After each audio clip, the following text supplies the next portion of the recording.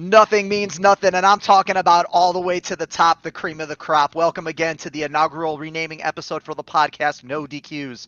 Brought to you by the Cheap Heat Champions and presented by So What's the Catch? Let's get right into it, folks. Rollin had some secret agent topics for us to start the show. Rollin's my guy. Let's smell what you've been cooking, bud.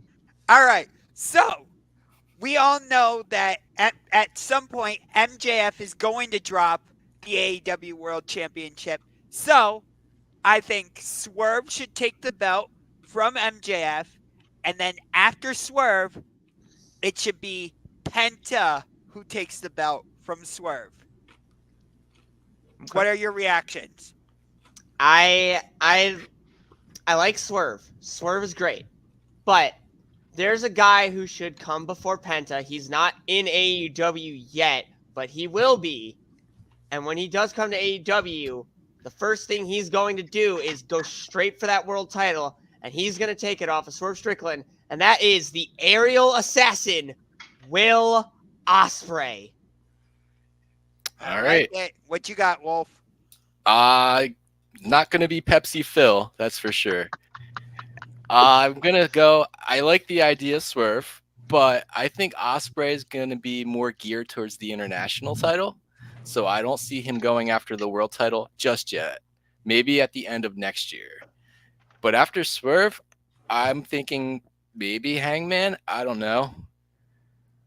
What do you got, Andre? Rollins, if that happened, I would give you Booker of the Year on the spot because those are my boys. I do think Swerve is going to win. I think he's going to hold it for a while. Penta has no chance of probably ever holding that belt. He needs to. I just want to see him beat somebody worthwhile these days because he just loses to everybody. He has great matches, but I don't remember last time he beat somebody that was not like a Matt Menard or someone like that. As far as Will Ospreay goes, I don't know. AEW, they don't really push people to the world title right away. They kind of have them work for a year or so till they get there, but, you know, they could always make an exception. Aki, any thoughts? A wild Aki has appeared. Okay. Well, I'll hijack it from Aki while we're waiting for her to get her shit together. Swerve, why they haven't like super glued a rocket to this guy's back and shot him absolutely through to the fucking moon is a shock to me. He was a job factory for 75% of this year, and he's absolutely fantastic. I don't know if you guys have ever seen his work in AAA. When he worked in Lucha Libre, he was an absolute monster over there as well. He is probably one of the best talents that AEW has in their locker room. He's certainly one of their better character performers to this date. Now, Pentagon, man, Dreezy, I unfortunately have to agree with your sentiment. And it looks like Maki forgot to turn her mic on, so I'm going to pass it over to her in just a second. But, as much as I believe Penta should be a world champion everywhere he goes, because he's certainly one of the more talented luchadors in AEW. I think they have him relegated to the mid card right now, so I think it's more reasonable for us to see him with a TNT championship. Another tag title, you could bring Death Triangle back and throw the trios titles on them because they performed the fuck out of. They really rocked those belts when they held them, But I love fantasy booking, but I can't see him with a major title, at least not coming into this year. Aki, what do you got, dude? We're all breaming with anticipation. New Mike, who's this? New Mike, who's this? Hello. Mike, who this? There she is. We got her? I heard a little bit, something. Maybe? Oh, no. Oh, All right, we lost Aki. We'll get her back on. I would like to say something about Swerve as well. You said like he was a beast in AAA, Shane. Yeah.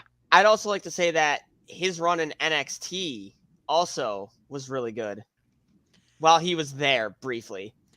so let me just say this. Part of the reason why I think Penta would be a great AEW World Champion following Swerve is one.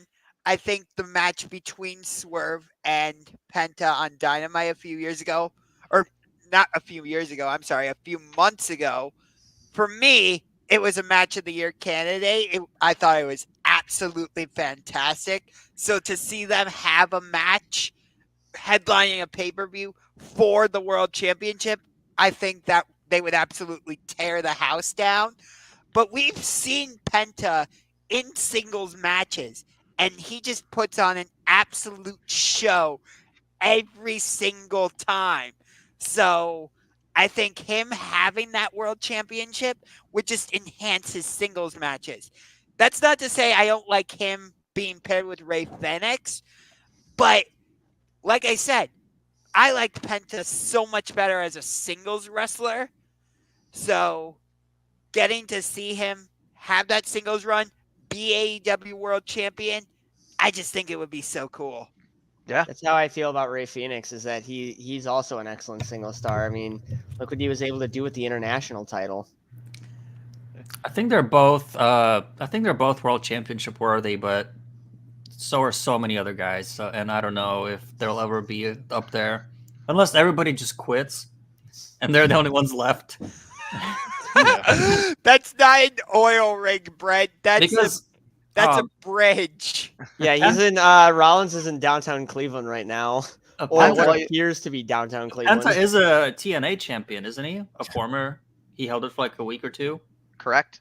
Yeah. He's so he's TNA and Impact. He's also carried for AAA as well. Yep, several times. He won the Gift of the Gods Championship, which he cashed in to get the World Championship.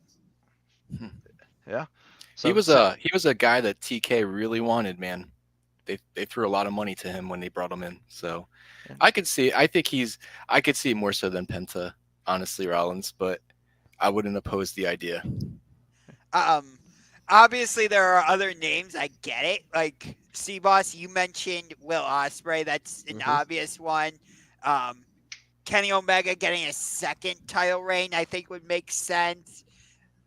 If they actually pull the trigger, Konosuke Takeshita. But I think they pulled the plug on that one for some reason. But C-Boss, you were at Monday Night Raw last night. That is correct, I was. I got to watch a good chunk of that show, and it made me have second thoughts about not going. But the match that really stood out for me was the six-man tag team match. DIY and The Miz against Imperium. And when Johnny Gargano tagged in, and we got to see him against Gunther, it made me think that would be a really good singles match between them at WrestleMania for the Intercontinental Championship. Now, C-Boss, I know what you're thinking. Gunther would just kill him. No. Think about the stylistic matchup. Gunther is that big, imposing, physical guy. Gargano, on the other hand, he's more of a technical wrestler, but he has the ability to be a high flyer. I think it would be a really good combination of skills, and they would put on an excellent match. And okay, I will say this. It is a good match on paper. Not at Mania. I could never see this be a Mania match. For Gunther at WrestleMania, you have to have someone high profile, like Sheamus, like Drew McIntyre, like Brock Lesnar, like Bobby Lashley. Bobby versus Gunther. Actually, that's got my creative juices flowing. You gotta put someone who people can actually see dethroning Gunther, and as of right now, I just don't see Johnny Gargano being that guy. There's three names that I listed earlier that I could see realistically being the guy to dethrone Gunther, and those are Sheamus, Chad Gable, and The Miz. All three of them have been built up over the last 2 years to be that guy to take the IC title off of Gunther. It's just a matter of who will it actually be. Wolf, what are your thoughts? I actually wonder if Gunther has a chance of winning the Royal Rumble, staying the Intercontinental Champion, and then facing Roman Reigns at WrestleMania. I know the thought process has been, no, it's going to be Cody, or no, it's going to be CM Punk. But was an idea that was pretty popular a couple months back, and I could see that happening. And you could just have Gunther relinquish the IC title as never being defeated. I think that would be a good idea. What do you think, Dre? I don't keep up with WWE too much, so Why not? I'm just kidding. I don't got time.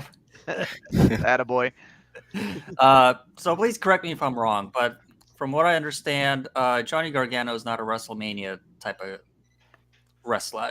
Don't get me wrong; he's a great wrestler, but the way he's booked in WWE, he's not up there on the card. He's never competed at WrestleMania. He's competed on WrestleMania weekend at NXT Stand and Deliver, but he's never been on the show of shows.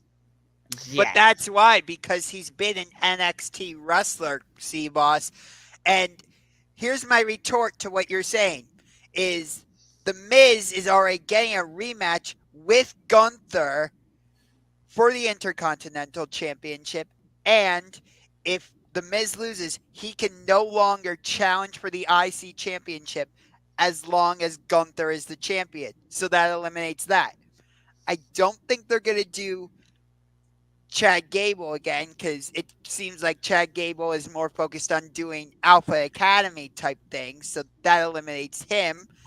And Sheamus, he hasn't been around for a while, and he's going to have to come back and deal with stuff between Rich Holland and Butch. So, in my opinion, Sheamus isn't a legitimate contender. What do you guys think about Randy Orton challenging? I would love to see Randy Orton versus Gunther. And that's a good option.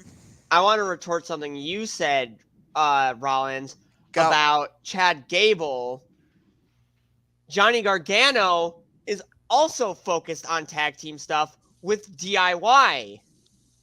So if Chad Gable is more focused on his tag team, why would Johnny Gargano break off when he is also in doing tag team stuff? And that's a fair argument. Again, this is just dude, this is just fantasy booking. Fantasy booking by me. Really?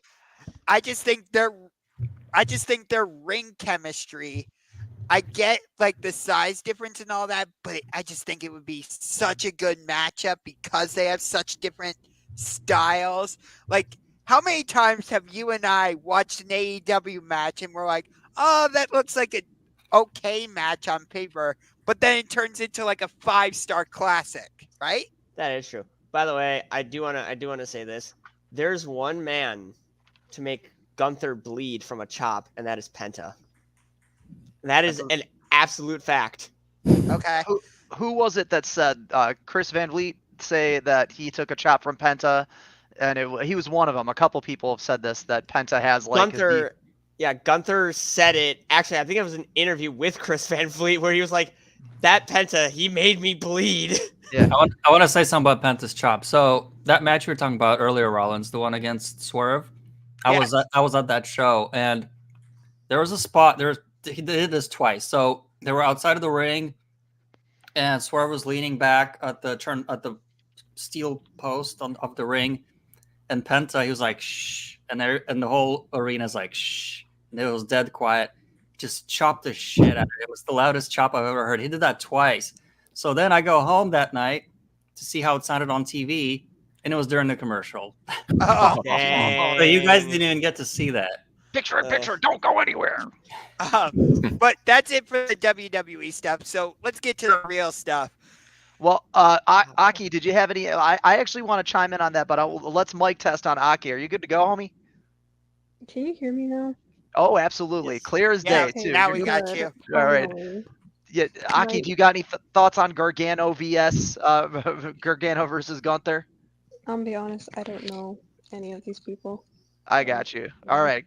Cool. We're going to get into some shit that you actually do know about.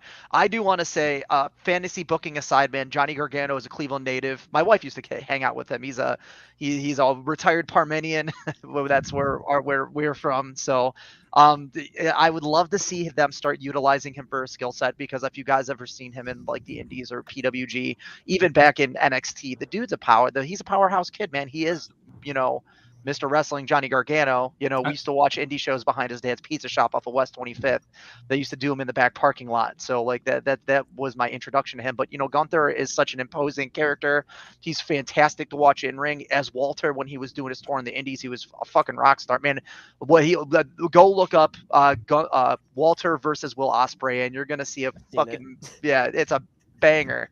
It's an absolute banger. So, but we are going to move on to the next segment, the real meat and potatoes of what we're going to be talking about today. So, we have Kyle O'Reilly sightings at AEW tapings. For the past month, Kyle O'Reilly has been backstage with production at AEW Dynamite and Collision tapings. We already know Kyle was sidelined almost indefinitely due to complications from a neck and spine surgery.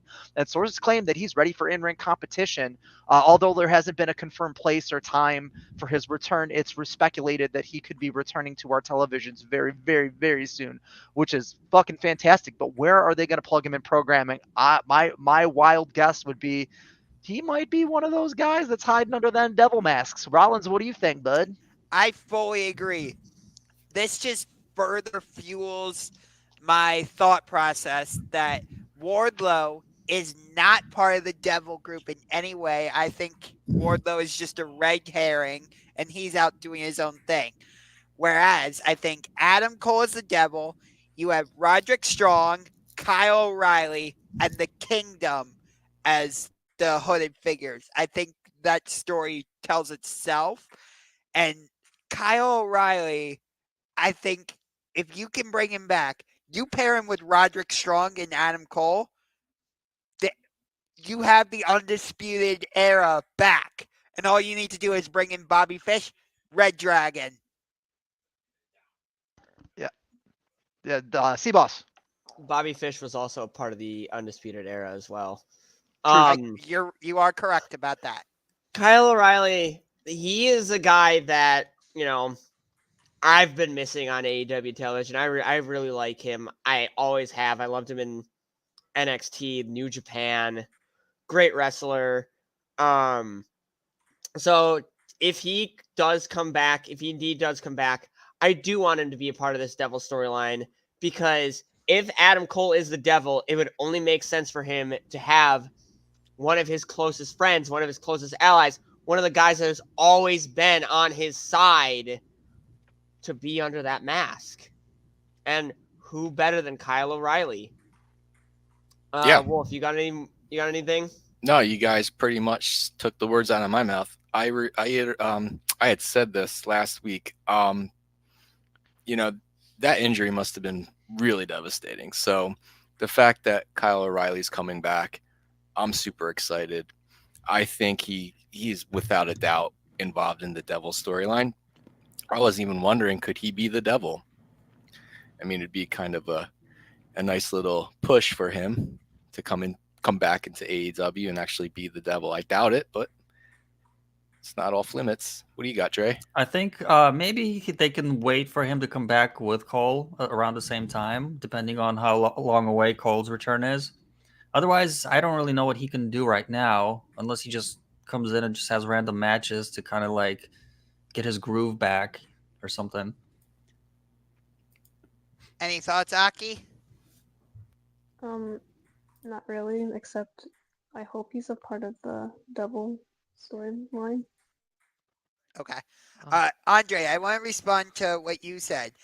I don't think you can if you do bring him back, I don't think he should be having random singles matches on Dynamite or Collision, wherever you end up putting him right now, because that would make his surprise in the devil story be less exciting, if you will.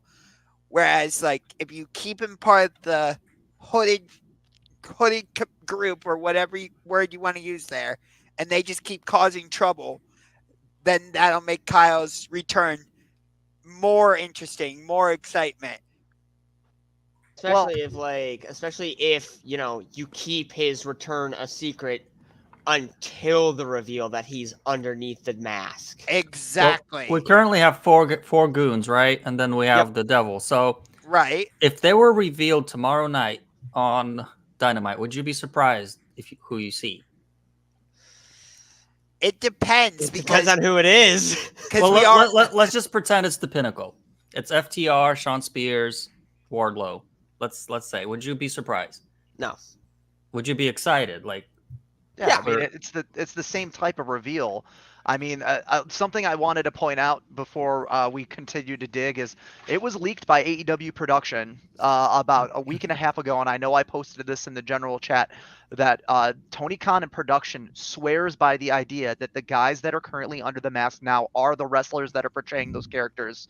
They are not pulling any red herrings or gimmicks. These are the wrestling booking 101. You know, trust none of what you see and half of what you hear, right? It's yeah. Well, yeah. the point I was trying to get to is that FTR and the Pinnacle, besides Sean Spears, they're active right now. So if they were revealed as the Goons, that would still be a surprise. So the same thing can go with Kyle O'Reilly. He can be an on-screen presence and still be a somewhat of a surprise to, as part of that storyline. I'm just saying it's possible. I'm not saying I would like that, but it's possible. It is definitely possible, but wouldn't it? It would. I think it would make for more of a surprise. Like, oh, Kyle O'Reilly's back, and he was one of the masked goons. And like, instead of just putting him in singles matches, it's like, oh, well, we already know Kyle O'Reilly's back, and he's under the mask. Exactly. It takes some of the surprise factor out of it if you have Kyle O'Reilly in these singles matches. But then if that's the case, then they're just gonna have to wait till Adam Cole is back. So that's the alternative, I think. I mean, but it would be another fantastic work to imagine that if these are the guys that are under that mask, and then they could be working us on Cole. Brent is usually in here, and he is very staunchly, and stubbornly said that he believes that Adam Cole's injury is kayfabe. You could fake produce, MRIs, X-rays, like it's possible. I mean, that they did a fucking Anthony Bowens angle last year. Anthony Bowens is injured. They wheeled him down in a wheelchair, and it ended up that he was faking his injury because he wasn't emotionally ready to come back. If you guys don't remember, that could be the big red herring here. Now, in terms of Andre, I liked your point. If it were the Pinnacle tomorrow, would you be surprised? Would you guys think the impact of it being the Undisputed would be bigger than it being the Pinnacle? Because we have guys that haven't been out of commission that are both coming back from both sides. It could be a pretty big angle. Rollins, what do you think about that? I think if it's the Undisputed Era or Red Dragon, whatever, I think that would have a much bigger impact because it would be a returning Kyle O'Reilly. It will mean Bobby Fish is back, possibly, or that's just exciting, right? Yeah. Because Bobby Fish can, swim back and cause interference in matches and things like that. Yes, I intended to make that pun there. Don't worry, Andre. I mean, folks, where's the lie? Where's the lie? Stop him when he's telling lies. No, that's a different guy. No, but if you have Adam Cole as the devil, then you have Roderick Strong, Bobby Fish, and Kyle O'Reilly as three of the goons. It kind of makes sense. The only question I would have if that's the situation. Exactly, C-Boss. It's Wardlow. See, I don't the Undisputed Era. See, I don't believe it's Wardlow. I think right now it's Wardlow is meant to be the term you used, Shane, a red herring. Yeah. I mean, I actually coined that off of Wolf. Credit where credit But is. if what Shane says is true about Tony Khan saying that these guys are like for sure who they are, they're not like imposters, then Wardlow is one of them. That's just like there has to be a big dude with muscle. Unless it's possible. Lance Archer. Unless they have like 10 guys in their group and it's 4 different guys every week that are showing cycling up. in. Yeah. Also, could the big guy be Luchasaurus? Just throwing it out there. I mean, Jack Perry did recently file a trademark for Jungle Boy and all that, so Jurassic Express, the boy, the myth, legend. Luchasaurus has like a really distinct way he walks and stands. Yeah. So I feel like we would recognize him right away. So I don't know. Yeah. I saw a theory that it might have been Dustin Rhodes. last week. It was in pretty the good. crack den. It was in the crack den. I was shout out to the crack den if you guys ever watch our bullshit show. I hope you guys are all wearing your tinfoil hats. Yeah, there was there was a big speculation that the big guy looked like Dustin Rhodes in posture. The boots were similar of a similar brand, and he hasn't really been doing anything lately. He does a lot of side work for Tony Khan. It's possible. You guys got thoughts on that? On Dustin? Yeah.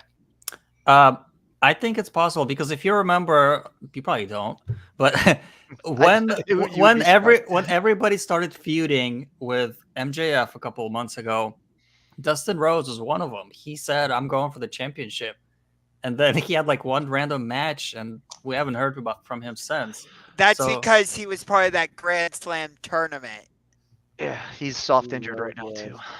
Yeah. Yeah, If it's Dustin, I mean, it's going to lead to our discussion later on tonight about contracts because he's up with his contract next year. So well, yeah, there's speculation that he might sign a Hall of. There's a lot of guys in the Fed that are pushing for a Hall of Fame deal for him because his character work is some of the best character work in professional wrestling. We're gonna get to that. Sorry, I could talk about Dustin Rhodes. cool. He's top tier.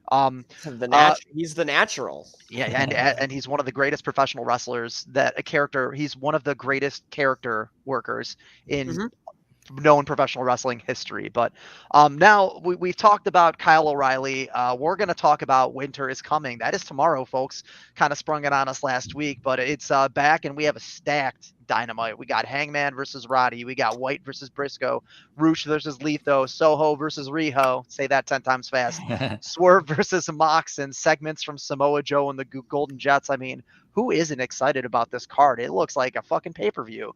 It's going to be I'm pumped to see Mox versus Swerve. Are they going to finally throw a draw into this competition, or are these two men going to beat the ever-living fuck out of each other?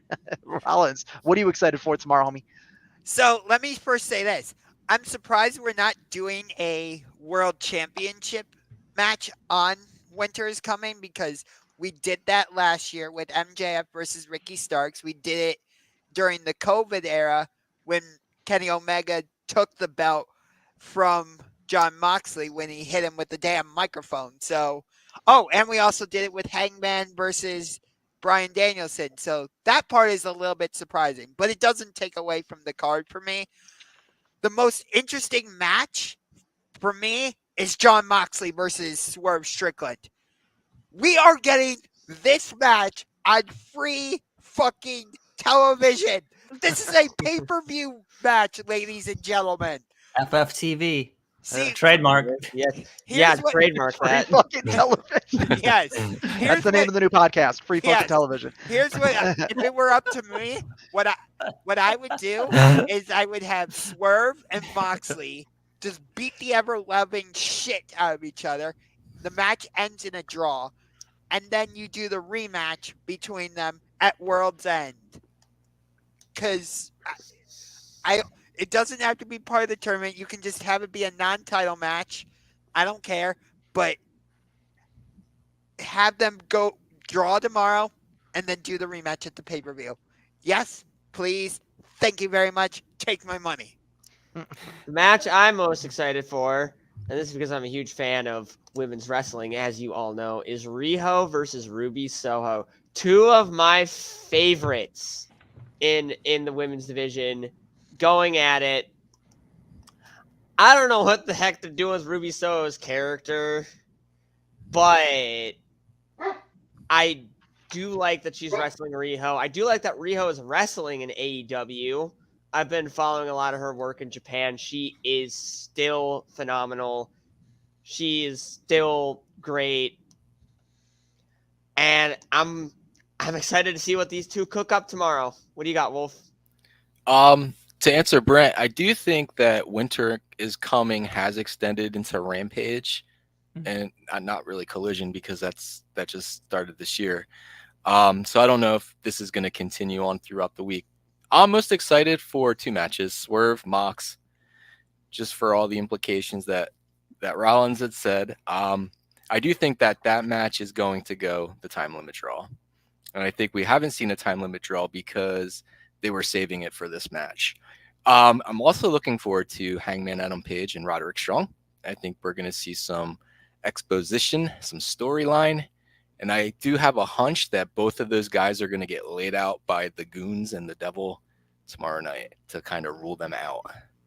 What about you, Dre? What do you got? The reason why we don't have a world championship match is because MJF got knocked out in the parking lot yesterday. Don't you remember that? Oh, Beer that's bottle. Oh yeah, the beer bottle.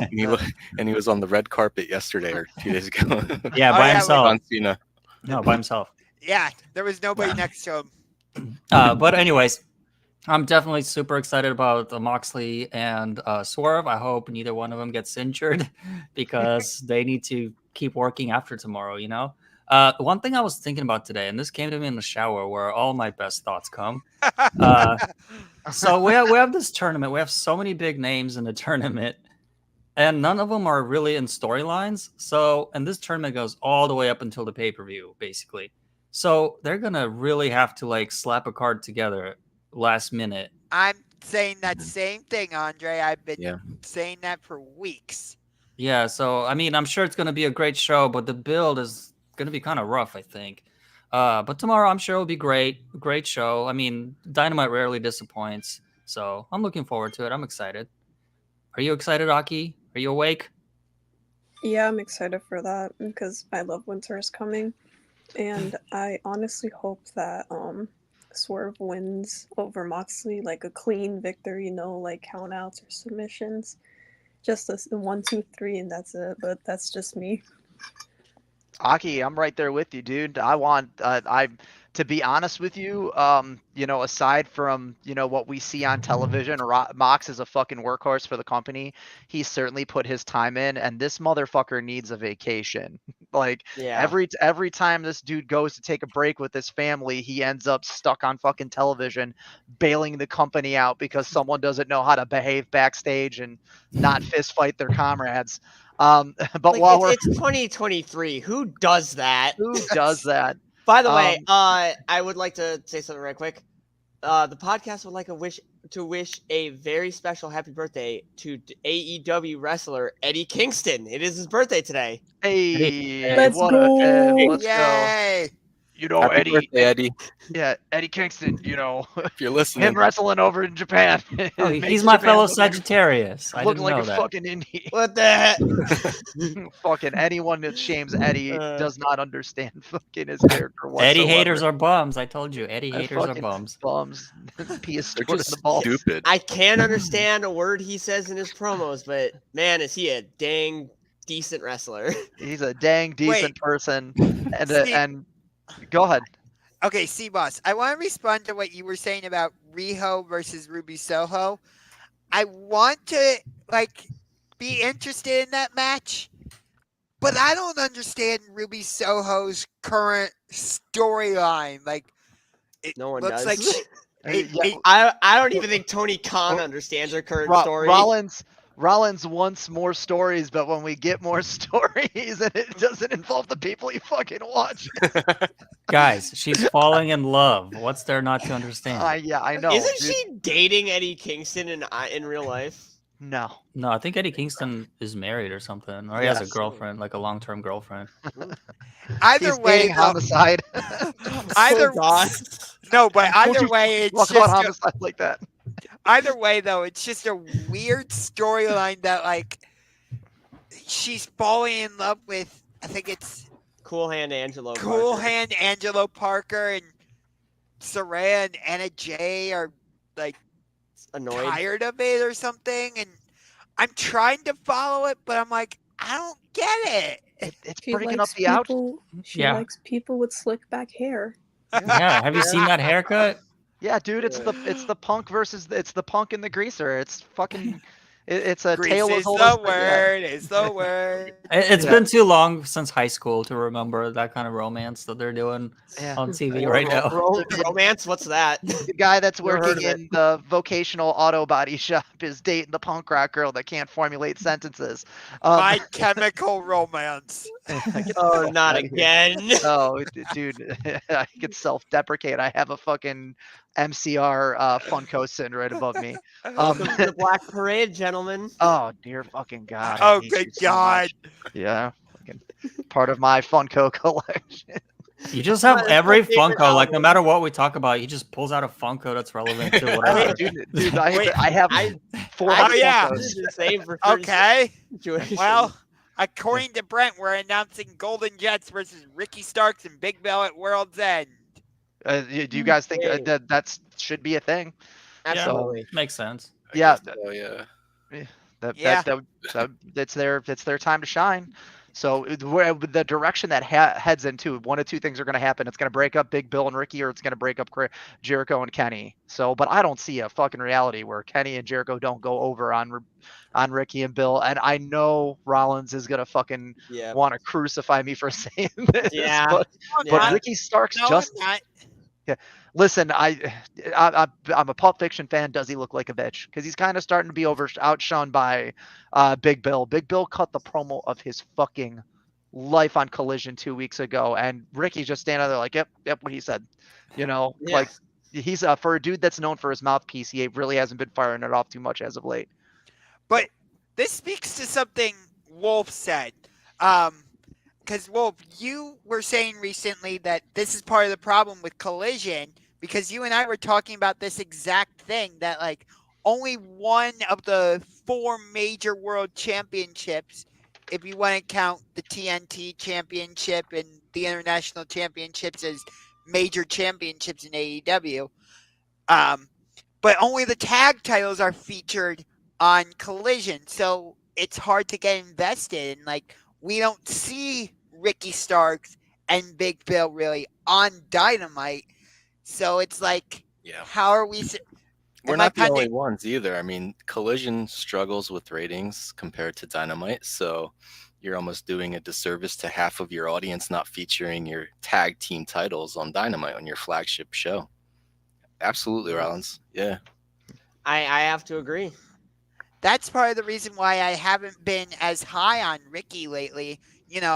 I used, because it felt like when he was feuding with Jericho, and he had that stupid feud with Jay White and Muppet Jesus, and he had his mini feud with MJF, and he had his feud with Bryan Danielson.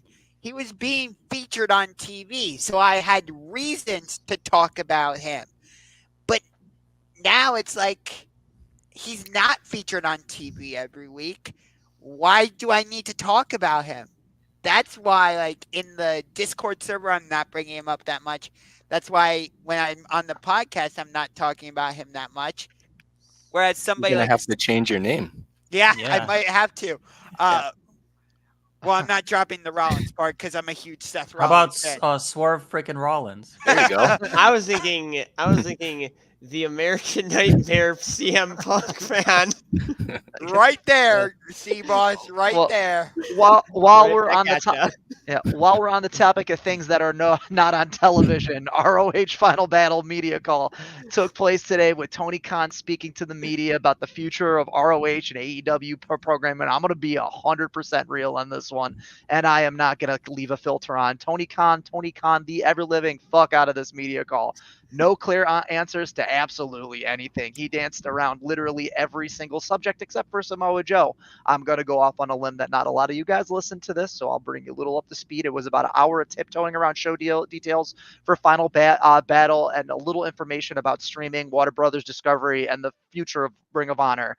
I mean, is anyone surprised? Should they even allowed fucking Tony Khan to hold a microphone at all when he's talking about his promotions, guys? He has not had a good year in terms of fucking conveying information to the stockholders and fans. Rollins. It's frustrating because some of the matches on ROH Final Battle are actually matches I would like to see. Like the I Quit match, Ethan Page versus Tony Nese. That's an intriguing match to me. I would prefer that was on World's End on December 30th. Wolf, I know you disagree with me, but it's all personal taste there. Athena versus Billy Starks for the ROH Women's World Championship.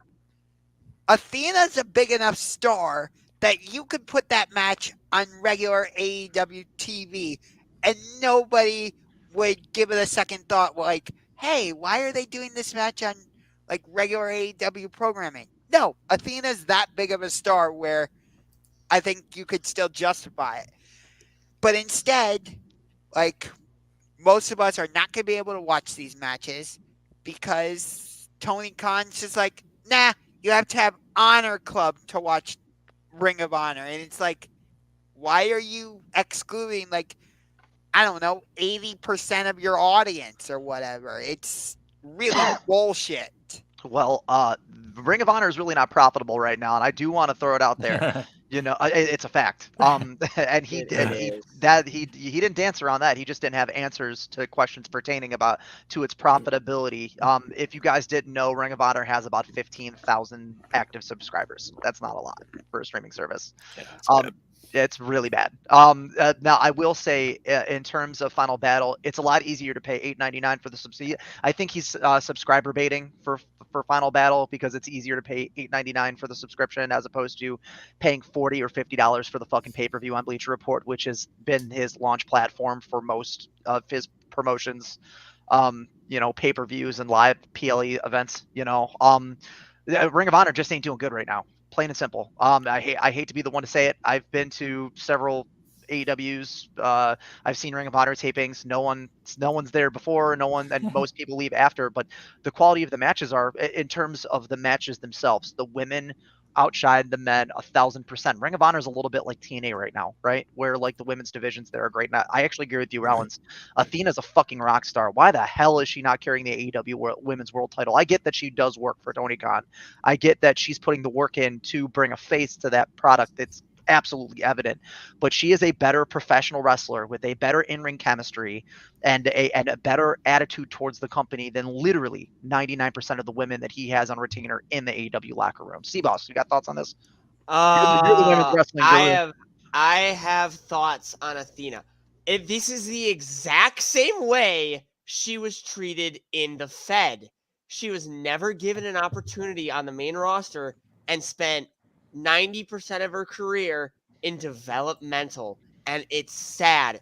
It's hurtful. She is a great wrestler. I've watched her work from her early NXT days all the way until now. She is by far one of the most phenomenal professional wrestlers I have ever seen set foot in the ring. And her being in basically what is AEW's NXT, and I hate calling it that, but it is. It's doing a disservice to her. It's doing a disservice to the fans. It's doing a disservice to your women's division by not having someone as phenomenal as Athena being the figurehead of that division. By the way, super quick, C-Boss, I watched the beginning part of NXT tonight. Carmelo Hayes got attacked again. Attacked. I think he was one. I think this is going to set up his feud with Trick Williams. I absolutely do. Okay. But anyway, back to this. So, yeah, Athena would be a way better world champion than Toni Storm is right now. 100%. I have, there's no doubt about that. Wolf, you got any thoughts, buddy? I mean, I don't know about that, but how do you not know about that? Well, he's clearly disagreeing with you too. Yeah. I want to kind of talk about the media call and this ploy about trying to spike the Honor Club subscriptions because they're horrid. I'm wondering if this is more big picture stuff. I mean, a lot of the topics from what I've heard on this call were more related about Warner Discovery and possibly renewing a deal. So I'm okay with this pay-per-view not being on Bleacher Report. It's actually going to be cheaper on Honor Club, and I'm going to pay for it. I'm going to pay for a month of Honor Club so I can watch it. And I think a lot of fans are going to do that. So this is definitely a ploy to spike those subscriptions, but is it leading to a more, a better figure, a better number or sub count for when they pitch it to Warner Brothers. I don't know. As far as Athena, yeah, man, she's legit. She's getting paid AEW money to wrestle in ROH, and it doesn't make any sense because I'm sorry, I know so many people love Julia Hart and so many people love Sky Blue. I'm personally sick of both of them, and I think those are the two people that should be in ROH working on their craft, while Athena, who's been in the industry for over 10 years, should be wrestling on the bigger stage.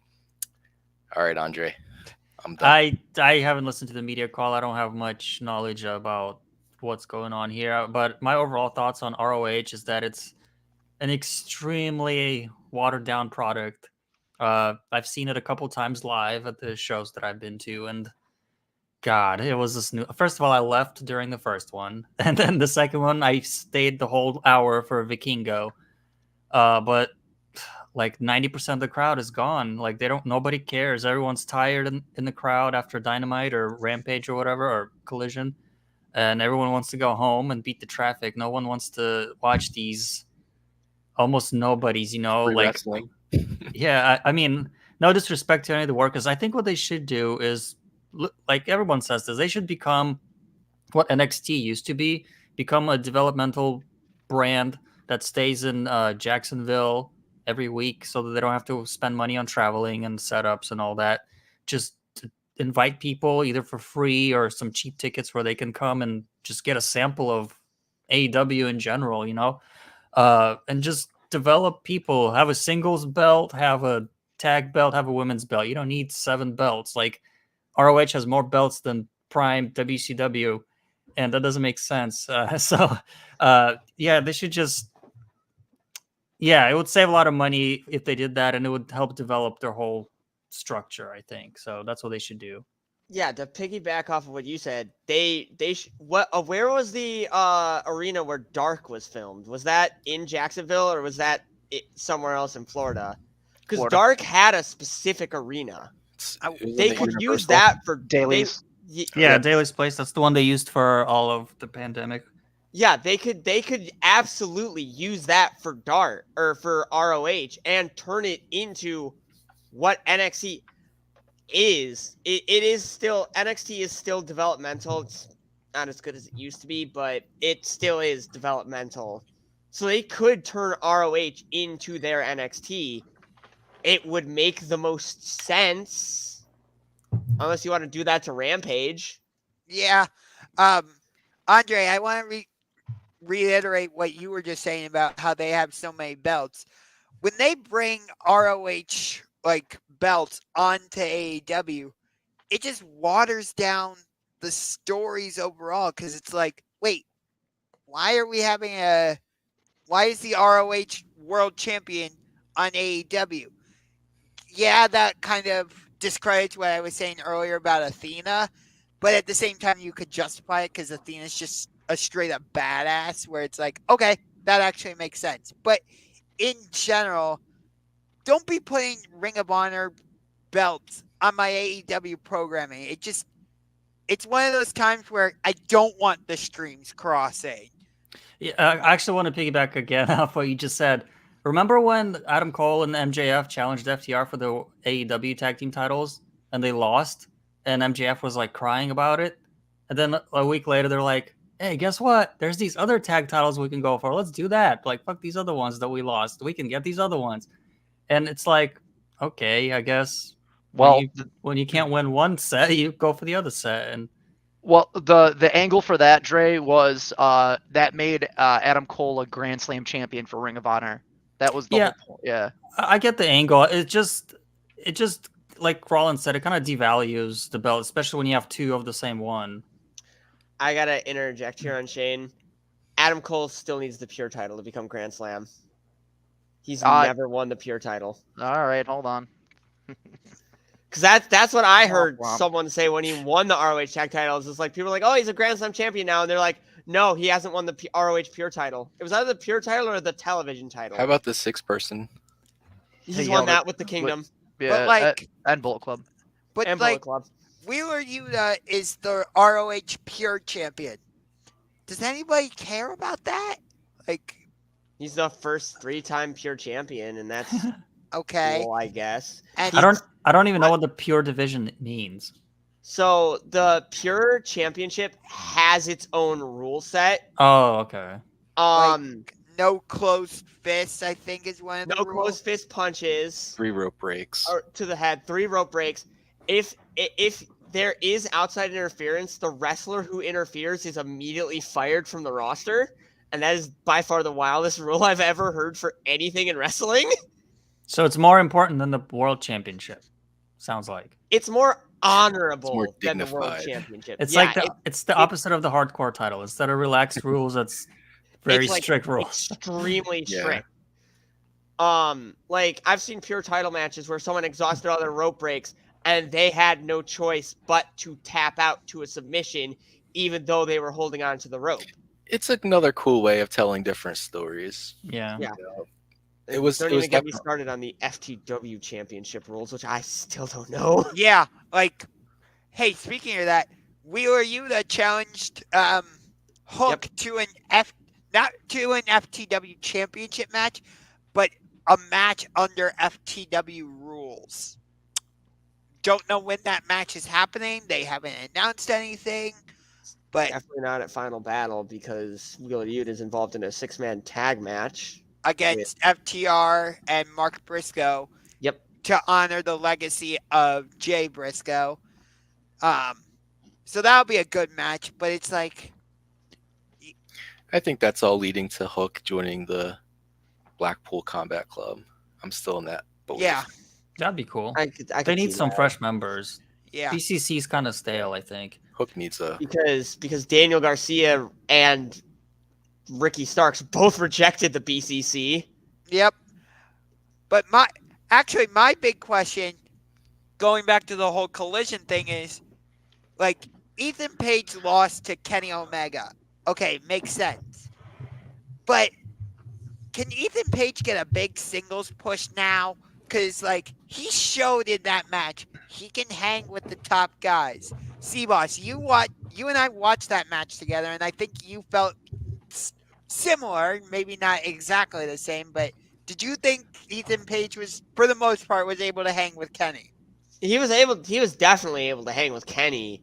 It's just the one thing that I think keeps Ethan Page from being like a top singles guy is his character's kind of boring. Ethan, did you say Ethan Page is boring? His character is. Hold on. He's not boring in the slightest, but his Bruh. current character, it kind I of think he just needs to be given something. I think he's exactly. he's He- boring because he's he- never on would TV. like- Sandy would like a word with you, C-Boss. Yeah, that C-Boss, I'm gonna attack you on that one right now. I'm breaking through the cage door. Yo, dude, what do you She's mean? mad at you. It's What gotta do you be mean? Shane. Yeah. She's mad at you. Look Let at me her. go- She's me go mad grab a at chair. you. She's mad at you. Oh my God, Ron, I you're don't killing think me. she knows what's going on, sir. So, boss, I challenge you to go back a year and look at the Ethan Page, "Where is my fucking paycheck from T-shirts" promo when he was recruited into the firm. That dude is interesting. I agree with Wolf. They just never gave him a platform. You can also Just- Google no, his character with the firm was amazing. He was hilarious. And then when he was like hooked up with the Hardys, some of his best character work. But right now, his current character is a nothing burger. But And part it's of the sad. Because they haven't tossed him a bone. He's over there fucking stagnating on Ring of Honor, not being watched. His matches are all still bangers. His promos are not- fucking sweet too. Yeah, I'm not saying this is on him, but the way think he's it's- currently booked, Yeah. it's kind of hard to give him a push when there's nothing to give him. That's the problem, though, is like, he's in this singles feud with Tony Nese, and they're having an I Quit match at Final Battle. Are So any of us gonna watch that? Probably not. Wolf, I get you might, but that's why I'm saying probably not. So it's like if he were on the main roster in this type of feud, it might actually captivate the audience, and people could be like, oh, he can cut a promo. He can have these big matches. I'm not saying Ethan Page should be the next AEW World Champion. I already told you I think Swerve should be the next World Champion. But do I think all ego Ethan Page could hold the International Championship or the TNT Championship? Absolutely. And then we've seen it before where if you allow these mid-card wrestlers to hold these mid-card titles for a while, it allows them to build up their star power. The audience gets more and more invested in them, and that's when you give them the big push, and they're like, oh, we've seen that you can successfully maintain a championship reign with a mid-card title. Let's see how you do with the big championship. Maybe that's in Ethan Page's future. Well, Hopefully. Rollins, I don't want you to ever think that I'm picking on you. You've made a very strong statement about Ring of Honor that directly pertains to why its viewership is so low. You know, well, if you know the matches are going to be great, are you tuning in? Are you not tuning in because you know you don't want the subscription service, or it doesn't have a network, or is it directly related to Tony Khan's influence on the product? Right. Yeah, I mean, now I do want to move on to the next. Aki, do you have anything on this one, my friend? No. Okay. I don't want you. We don't want to write you off, just like most AEW fans do to our Ring of Honor. So Damn. Ring of Honor is a fantastic product. The one takeaway from the media Oh. call is that Tony Khan has no intention of dropping the product, canceling the product, marginalizing any of the talent. Everyone is still performing. Everyone is still getting paid, and he's still trying to push it, towards the future. I still watch Ring of Honor's content on YouTube all the time. All their archived matches. Some of the best. I will, if I find a match interesting, the first person I will send it to, and he can verify this, I've sent him matches from Ring of Honor, is Rollins. Yes, I'll he say, has. watch this match. This is a banger. It's totally worth it. Aki, I heard you make a noise. Did you want to say something? Yeah. Okay. I thought that Ring of Honor was supposed to be like NXT or something. Wasn't that like the plan, or was it just like its own separate universe? Ring of Honor is supposed to exist in its own separate universe. Aw. But but I mean, like, due to Tony Khan, and God, I love AEW. I'm gonna say he's mismanaged and cheapened that product. I'm gonna say it plain. It's a fact. If you see, Boss said, go look up an archived Ring of Honor show. You see full arenas, smaller arenas, but you see full arenas. You see banger matches. You see dream matches. It's a constant thing. We're not getting that on that programming right now. I understand why the viewership is low. You have to build it from within, which he is attempting to do, but it's not supposed to be directly related to AEW. That's what makes the Triple Crown so relevant in the C2. You're holding promotional belts across three separate promotions. So listen, this next subject is going to be a lot to discuss, and we are almost on an hour, gentlemen, and I know we all have lives. So we have the great bidding war of 2024, and it's not what you are expecting to hear. Huge talents from all top four promotions have end dates on their contracts this year, and a lot of these folks are not happy with the quality of the product they endorse, B, pissed off with the inner workings of their promotions, C, believe they're not being paid nearly enough in the company they work for, or D, looking for a legacy that's not just being built into their creative plans for the companies that they work for. Some big names to discuss here, but I do want to keep the conversation limited to a couple talents per person. So I'm going to read the whole list, guys. I'm going to try to do it as quick as possible. For WWE, we got Drew McIntyre, Seth Rollins, Ricochet, Jinder Mahal, Randy Orton, Kofi Kingston, Big E, Xavier Woods, Kevin Owens, Sami Zayn, Sheamus, AJ Styles, Alexa Bliss, and Becky Lynch. In AEW, we have Tony Schiavone, Andrade Alidolo, Bryan Danielson, Dustin Rhodes, Jim Ross. New Japan has Kazuchika Okada, Clark Connors, and El Phantasmo.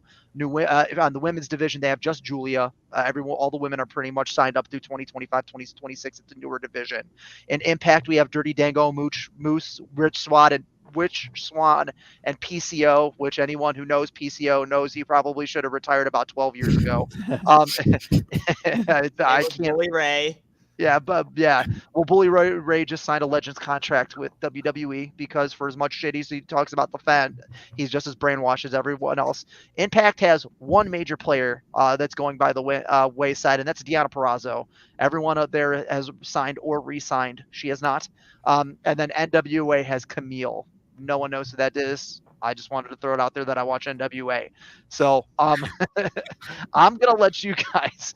I'm gonna let you guys bring it around because I have news basically on everyone on this list's um, current standing with their companies and the plans. Obviously, there are for sure's. We know Jinder, Randy, Kofi, Biggie, Xavier Woods.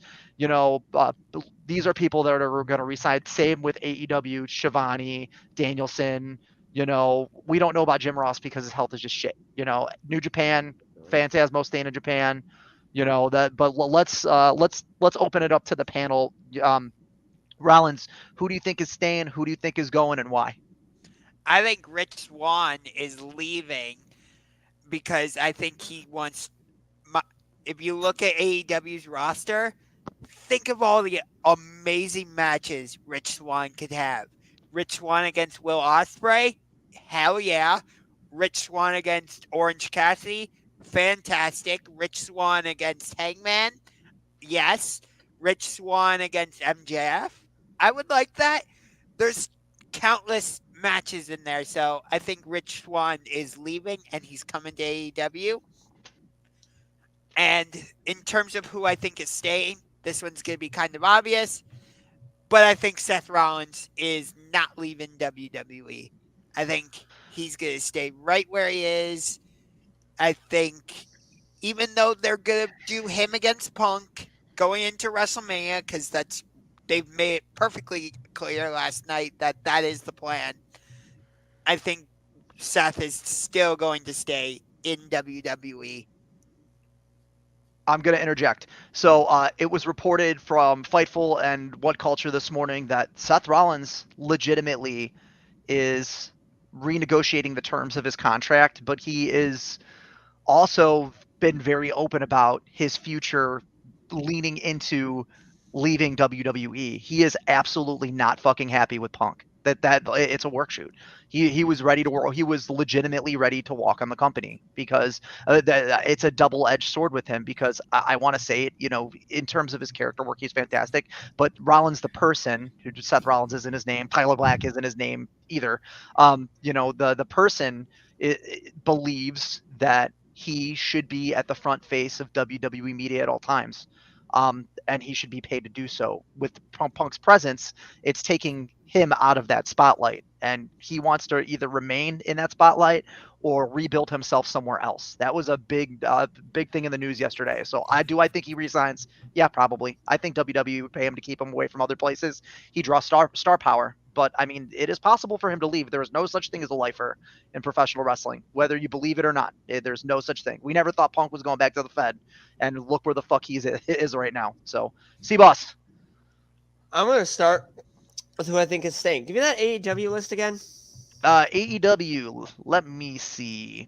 We have Tony Schiavone, Andrade Alilo, Bryan Danielson, Dustin Rhodes, Jim Ross. No women. I think that and this is going to be a surprise, despite the fact that everyone wants him to go back to the sign of one day with the Fed, retire, go to the Hall of Fame. I think Dustin Rhodes is going to stay in AEW. He's paving his own legacy, his own way, exactly how he wants to do it. And I think that staying with AEW, even if he retires, he could be a trainer. He could help mold some of these young guys and girls into being future main event talent. I think Dustin Rhodes is staying right where he's at. But someone who I absolutely, without a doubt, think is leaving his situation is Sami Zayn. He is not resigning with WWE. He has said it in the past. He wants to work with Kenny Omega. He wants to work in Japan. He wants to go with where his friends are. And a lot of his friends are in All Elite Wrestling, are in New Japan, are in, I believe he's got some friends over in TNA too. So Sami Zayn's leaving. I think Kevin Owens might go with him. I could absolutely see it. But El yeah, Generico. El Generico's numero uno. No, I eat children. I wonder how that orphanage is doing. I piss in your boots. I piss in boots. I love it. Generico promo. Sami Zayn is just great. And something my friend Brian had brought up to me last night about like, oh yeah, Sami's staying. It's because he main evented and finally got his WrestleMania main event. It's like, that doesn't mean anything. We've seen plenty of WrestleMania eventers take their ball and go home. Look at Stone Cold. Brian Danielson. I actually brought that up to him. I was like, Brian Danielson got or main event of WrestleMania and debuted in AEW in the same year. Sami Zayn's not staying. I'm sorry. I love the guy in WWE, but he's unhappy with the situation. He's been unhappy with the Fed for years. Yeah. Hey, guess who I'm else gonna was in talk that same main event? Adam Copeland. Where is Yep. he? He's now in Yeah, AEW. he's now in AEW. Roman Reigns sends people to AEW. I have a lot of points to it. You took mine, boss. I'm gonna wrap around to that, but Wolf, what do you got, bud? All right, so in WWE, I think there's 3 top names that are just objectively make most sense to me. Sami Zayn is one of them, boss. I think Drew McIntyre is another, and the last one is AJ Styles. I'm not going to say anything else. I'll let Shane speak on it. AJ's got his reasons as to why I could see him leaving the Fed to go to AEW. Sami Zayn, for all the reasons boss said, and Drew McIntyre, I could see him kind of unhappy with the situation, and All Elite Wrestling is going to be at Wembley next year. I think he would be a pretty good main attraction for that event. As far as people leaving AEW, I'm going to go Andrade. I don't see him sticking around. Yeah, he's been very fuck AEW. The day that Punk signed with the Fed at Survivor Series, he was posting pictures of him with Punk all over his socials. He's daily posting a clock about, it's almost time. Rumor has it that he's going to CMLL, not the Fed, because his wife also hates working for Vince McMahon as well. So, yeah, it's true. I mean, Charlotte Flair's been very outspoken about her time in WWE, and because she's not at the front of the women's division anymore, she doesn't give a fuck. Sounds like your dad. So. Not at the front of the women's division yet. You get a title shot every freaking pay-per-view. And she gets an injury too. Yeah, she's injured now. Yeah, she's injured again. Yeah, Bailey put her out pretty fucking bad. You could see her knee is fucked. So, yeah. What do you got on this one, Andre? So I don't really read what these wrestlers tweet or anything like that, so I don't really have much knowledge of what their day-to-day thoughts are. But as far as the WWE guys go, I don't think any of them are leaving, at least not this round. I think maybe Sami Zayn and Kevin Owens might go after their next contract expires. I can see that happening. But I just don't have a feeling that any of these guys are going to go right now. On the other side, AEW, I think everyone is staying. I think Dustin is going to go to WWE. And Andrade, for me, is 50-50. And the reason why I say that, you guys say he really wants to leave, but at the same time, he is getting pushed. So unless Tony Khan is a major idiot, which, I mean, it's possible, I don't know why Andrade is featured so prominently. He has a manager and everything. So I don't know. I think they can convince him to stay. So for me, he's 50-50. As far as these other guys, first of all, I don't know who half of them are. But I think Okada, I think he's going to come to AEW. I hope at least. The rest I'm not sure about. Aki. I don't know. I think maybe Andrade might leave, assuming that he doesn't do anything with Miro. And I kind of hope that Sami Zayn comes to AEW because he's like, before AEW was a thing, he was like my favorite wrestler. So, I mean, hopefully. Well, he's got to bring Kevin Owens with him because I love Kevin Owens. I just want to see him on a show that I actually like. Well, no, he's not going to bring Kevin Owens with him. He's going to bring Kevin Steen with him. That works. That's fine with me. Well, my focal point on what I wanted to talk about in pertaining to this was AJ and Sammy. So I did some digging because I had believed that AJ's contract was up in 2027.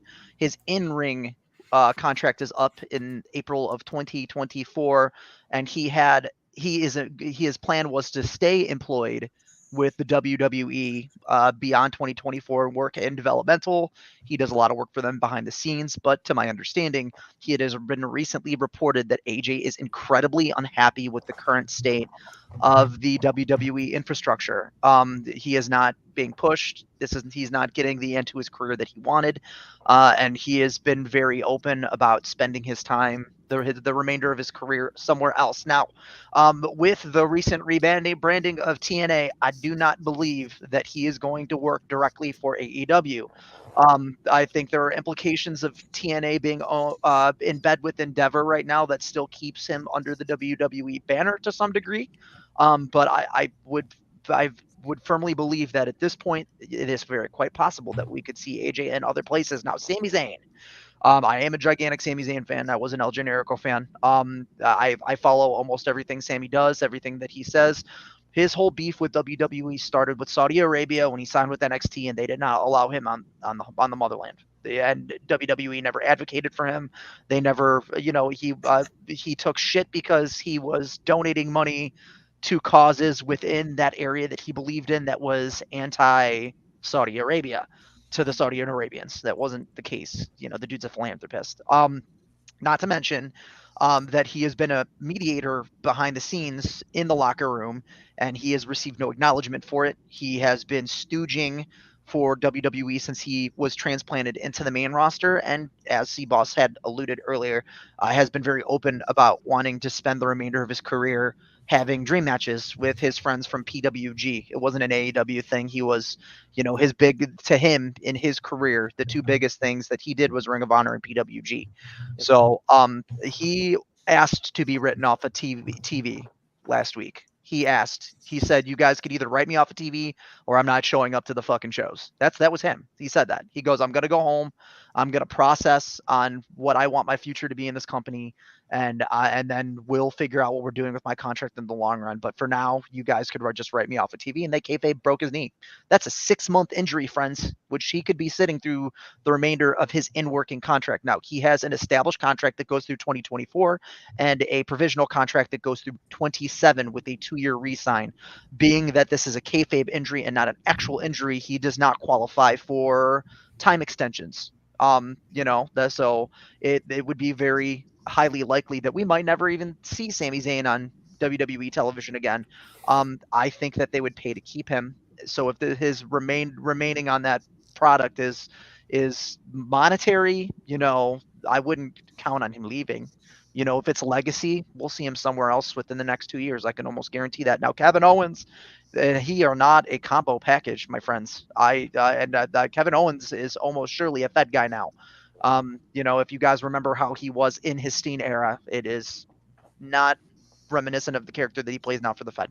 And they pay him a whole lot. He makes a whole lot of money in merchandising as well, but he's also injured right now. So a lot could happen when you're sitting at home by yourself, but he's going to get injury extensions. He legitimately broke his arm during that stupid match that he had on Raw last week. So SmackDown. Yeah. And then the scary thing on this list for me is Okada. Hey, never say never, guys. I think Okada's headed over to the Fed, baby. So no.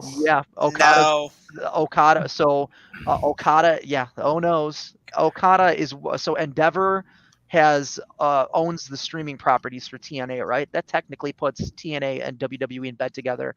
Endeavor has some control over TNA to some degree, which means that WWE oversight committees are watching what TNA does directly. Are they buying them? That's not been said, but that could be used as a platform into WWE. We have Okada on TNA programming next year, guys. He was one of the first people announced for the inaugural TNA rebranding, as well as Dolph Ziggler as Nick Nemeth. That was just announced this morning. So Okada. Yeah, he's going to be having a match down in Puerto Rico, I think. No. I have something that can refute the whole Okada WWE thing with the whole TNA thing. Yeah. Will Ospreay is on the same show. Will Ospreay is going to be on that same And we already know he signed with AEW. I mean, good point, but it's clear that Okada's currently shopping himself out to other promotions right now. If the first place he's landed post New Japan is TNA, he could really end up anywhere. So I would be, and WWE is aware of his star power.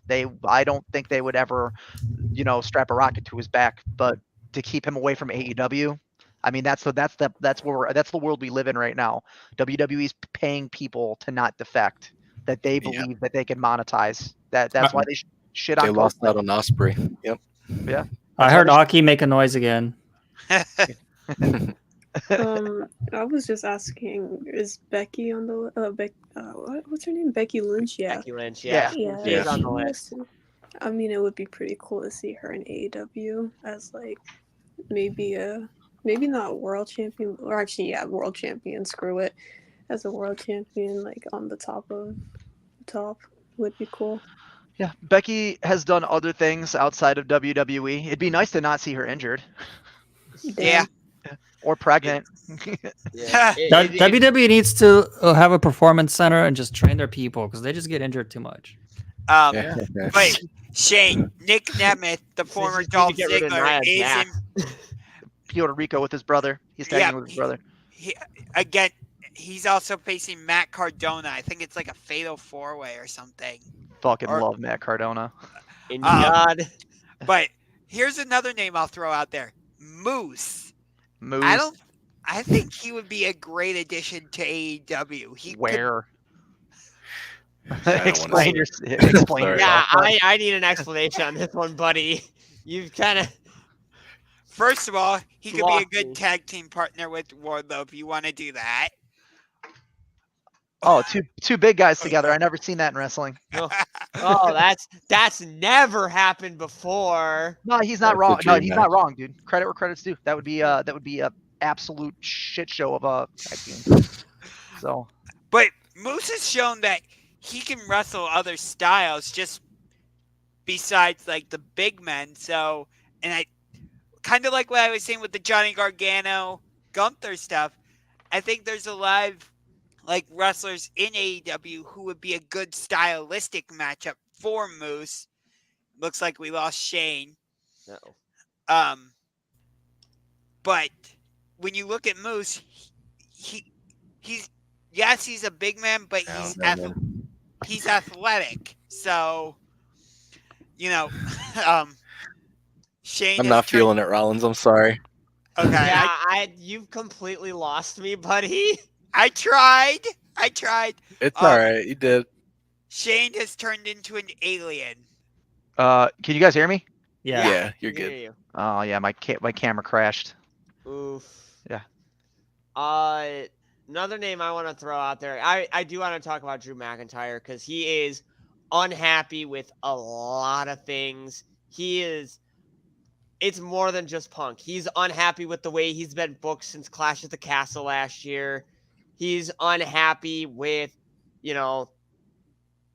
I think there is some legitimate hate between him and Jey Uso. If you look at the promos between the two of them, they're clearly really not happy with each other. It seems more than just storyline. And of course, Drew McIntyre's not happy with Punk. As he said last night on Raw, I don't know if this part of his promo was televised or if it was at commercial for the people at home. But he said he traveled the world with Punk. He's seen who he really is.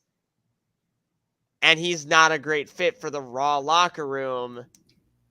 So, Drew McIntyre knows what he's talking about. And He seems so shit. Shane, you're muted. Yeah. Drew McIntyre had a fantastic run in TNA and Impact. He's toured the world, UP, EWP. He's done a little Japan. I mean, I believe, it's a lot easier to believe that the McIntyre heat is real than the Rollins heat, because they're not starting a program with McIntyre and Punk. They threw fucking Seth right into it. I mean, they've kind of pushed McIntyre back now that he's been speaking out about the fucking shit he's pissed off about, which, That's a WWE move. They believe he's not going to resign. Why front him on the put his face on a poster, include him in PLEs? They're not even. I think that because of the shame that they're fucking just going to let his contract run out, not even give him a send off. Cope got a send off, dude. He got a video package, a final banger of a match. match with Sheamus. Yeah, you got a banger, dude. At least they were respectful of him, dude. Drew's on the sideline like, fuck you guys. Like, literally, like, that's his whole perspective is how are you going to do this shit to the people that have been, it's not just about him, it's the people that have been working here. It was a really reckless thing for Triple H to bring Punk in and alienate over half of his fucking locker room overnight. It's the same division in AEW. You got Punk guys, you got non-Punk guys.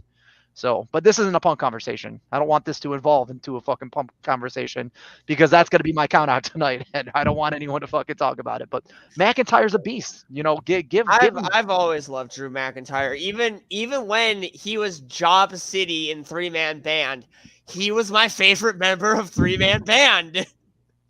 My favorite version of Drew McIntyre was when he was the Scottish psychopath.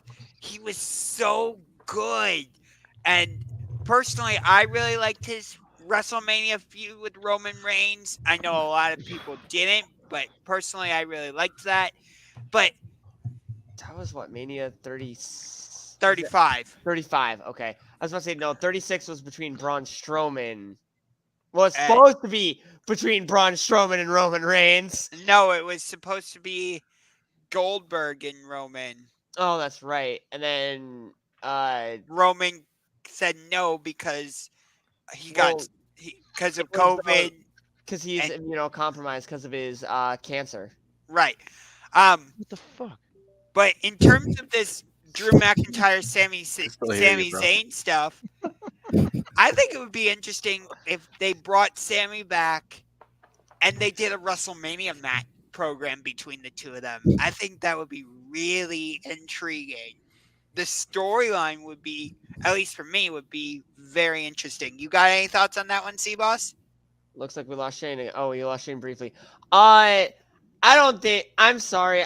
I don't think Drew's making it to WrestleMania. I think his contract run out before Mania? His contract is up in February the 1st. Yep, it's before Mania. I don't think he's making it to WrestleMania. I'm sorry, Rollins. I love the idea of Drew McIntyre versus Sami Zayn at WrestleMania. Drew's not making it to Mania. Just thought I would put the idea out there. Drew's gonna come to Revolution and kick the shit out of Sting to send him on his way. He won't. His no compete won't carry him through. He'll have 3 months. He won't be able to work. Why? I thought his contract expires, not released. Usually wrestlers' contracts carry no compete. It depends on when it depends on when he signed it. I could look that up, but everything usually they cut him. If it's expired, then he should be good to go the next day. If it's released, then that's the 90 days. Yeah. Well, it varies between contracts prior to 2019, and I actually knew free agency might have been brought up today, so I did dig into this a little bit. Prior to 2019, WWE had a no compete clause following the contracts being over as a stipulation. You come and work for us. When you're done with your contract, you're not allowed to work for 3 months. If he re-signed for 2020, if he signed a 5-year deal back in 2019 and it's up in 2024, he might have that. So I'm gonna look that up right quick. Okay. Yeah, because Edge, I think his contract expired like 3 days before he came to AEW. No, he was in a no compete. He was done in September. Okay. Yep. Yeah. That I know 100%. Drew McIntyre re-signs. I know you guys are all fucking. We're on edge right now. We need like Jeopardy music playing in the background while you're looking this up. But while we're waiting, Who Wants to Be a Millionaire? That one. He resigned. He resigned for 3 years in 2021. Okay, Yeah, so so he probably doesn't have an NCC. And that makes sense because he had the most wins in WWE in 2021. They probably anticipated him being gigantic and pushed the fuck out of him when he re-signed. So. And then they ruined that push in 2022. Yeah, and that would. You guys got anything else on this topic? Anything? I wanted to gloss. I didn't want to gloss over AJ Styles, man. How fucking sweet would it be to see the Ugh. phenomenal one Yeah. anywhere else other than anywhere else but Bring him, WWE? New Japan, bring him home. Oh fuck yeah! No, his home it was in TNA. TNA. Yeah. Yeah. In case well, No, it's his home technically is in WCW. his home was Yeah, in Ring. well, Ring that was his birthplace. Yeah, in case you guys didn't know, AJ Styles was the inaugural Ring of Honor Pure Champion in 2024. That is So, and Punk was the 2024. That's next year, man. no 2004. 2004. Thank you. Sorry for those of you that want to quote. And he was dropped by none other than fucking CM Punk. I fucking hate him. Oh, I can't hate him right now. Yay! So, He is everywhere, Shane. You well, that's cannot escape him. well, while we're on the topic of Punk, we could move on to the next segment on the count out. So, this is our wrap up portion of the show, the count out, guys, where we bring up the shit that we didn't plan on talking about that we could still talk about. So, I don't want you guys to comment on what I'm gonna say. This off? Huh? Can I start off the count out? Because I want to really talk about my count out. I'm gonna start this because I don't want to talk about my count out. I Okay. want to make a statement, and then the floor is all yours. So, I wanted to say that I was worked by CM Punk. A lot of us were. I'm feeling a lot like a teenager watching professional wrestling because I'm pissed. I don't get emotional about this shit. I just fucking watch it. I love it. But Punk pissed me the fuck off, and I was not pumped to rewatch Raw this morning. And the recap for this week, he spewed the same derivative bullshit again for his third major promo, and then the Raw signing. Get the fuck out of here. He forcefully announced his fucking Royal Rumble entry, but we still don't have his first match. I can't swallow the character that he's playing for the Fed, knowing he's got a Triple H filter on at all times. He's PG Punk. We're never going to see that controversial Punk again that defined his legacy. He sold his soul for a fucking paycheck, and that's not very punk rock, dude.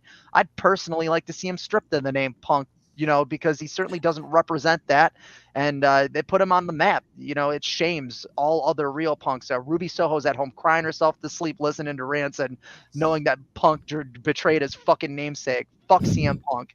I said it in general. I'm gonna say it here. I'm probably gonna say it every single week. Fuck CM Punk for making me feel this way, douchebag.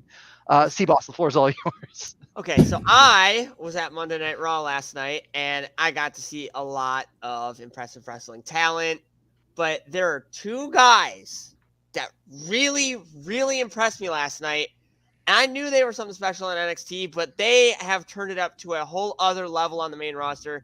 And I originally wanted to focus on the negative part of this segment of, Judgment Day being jobbers. But I want to focus on the positive because I'm a good guy. I'm a good-natured guy, and I love focusing on positive things.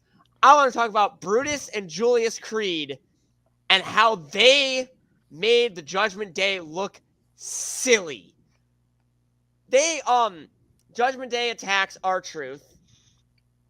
Screw the Judgment Day for attacking R-Truth, assholes. But then the Creed brothers come down. Julius Creed has JD McDonough in one arm, Dominic Mysterio in the other, double suplexes them, and then Brutus takes out Finn Balor, and then Brutus and Julius Creed take out Damian Priest, all in the span of a couple minutes. It's absolutely ridiculous, and that just goes to show how talented these two are and how high on the Creed brothers WWE must be to have them single-handedly or double-handedly take out the entire Judgment Day in one fell swoop. Rollins, what's your count out? It feels like World's End right now is just a throwaway pay-per-view, and it's just kind of there. Other than the program with Samoa Joe and MJF, we don't have any other championship programs or anything going on. Besides the Continental Classic. Julia Hart versus Abaddon, they should just do that title match on Collision, not at World's End. That's That's not a pay-per-view quality match. But like we don't have any non-title feuds that interest me. We don't have any a feud for the Women's World Championship. There's nothing for the TNT Championship unless they're just going to do a rematch between Adam Copeland and Christian Cage. Nothing for the International Championship. It just feels like Tony Khan's like, hey, we're going to do this pay-per-view, but I don't actually want to build a good card for it. Hey, Rollins. What's up? Again, I've picked on you a couple times today, and you know I probably like to prod you. It's like one of my favorite things to do. But I was curious, do you prefer to eat your humble pie fresh, or do you like it the day after? Because every time you say the shit that just came out of your fucking mouth, you end up being wrong on the next podcast. Yes, but I won't that, be on the next podcast because I have to work the Cleveland Monsters game on sad. Thursday. These things are not the eat shit. Rollins told me to eat shit. I'm talking about World's End. We all used to exist in another professional wrestling community, we would always have these conversations about stories leading into pay-per-views, and I admittedly am always fucking wrong too. So it happens. It's a regular thing. So, but do you think that World's End is gonna suck? As of right now, yes. I respect your opinion. You'll eat your humble pie. It's okay to be wrong, as I always say. You'll eat your humble pie the day after. It's fine. No, I want to be wrong, but right now, like AEW is just proving me right. But here's the thing: the one story I'm genuinely interested in: Chris Statlander, Diamante, Mercedes Martinez, Willow Nightingale. I really liked that. Like, they should build up to a no DQ or some type of stipulation match. Don't do that match on ROH. Don't do that match on a random episode of Collision. Do it at World's End. I think you could build up that feud enough to where it would be a good enough match to be on the pay-per-view. And there you go. Money. Book it. That'll put some butts in seats. It would. Book it. People love Statlander. I sure do. Wolf, what do you got for us? Fuck CM Punk. Yeah. Motherfuck him. I can't stand the guy. Fuck him to fucking I can't stand his voice. I can't stand just the fucking hypocrisy. I can't stand any of it. He's just a fucking yes man now for WWE. I think he's gonna get really sick really fast about having to say he's home. I think WWE's forcing him to say it over and over and over again, and it's just gonna drive him crazy. And he reaps what he sows, so fuck him. Yeah, I had a lot more to say, but we've gone on long enough, so I'll pass it over to Dre. I'm gonna change the vibes up a little bit. I hope you don't mind.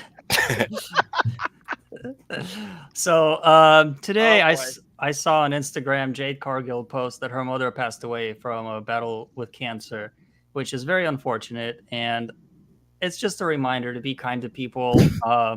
Especially, you can hate their characters, you can be displeased with some of their personal choices, but at the end of the day, it's a reminder. Once again, I talk about this every week. It seems like, but all these wrestlers, they're just humans. They go through problems. They have families.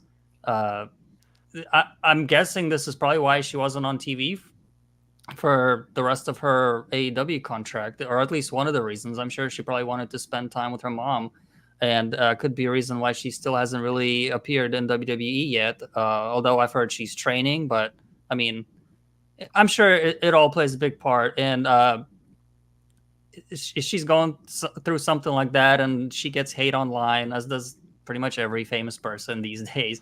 And I just want to remind you to be kind to people. Rollins, I'll have some of your humble pie.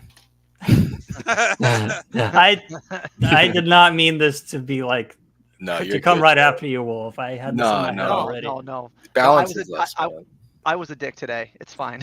No, As- we as all need to someone be. who knows what it's like to lose a parent, it is really unfortunate that Jade lost her mother. Especially this time of year. Yeah. Ugh, Yeah. My condolences to her family. Word. Aki, bring us home. I don't know how do I follow up on that? That was like so emotional. I just kinda From started now crying. on, I'm always going last. How about that? Aki. I like Eddie Kingston there. Happy Made- birthday, Eddie Kingston. We Main, love main you. I love event, him. main event on Dreezy. Yeah, I love it. I love Eddie Kingston. Everyone is human except for CM Punk. Fuck that guy. We should have listened to him when He's the said best. that good promo. He was the best guy around. What about all those people he murdered? What murder? Yeah, he murdered his own character because he's a fucking sellout. Go to hell.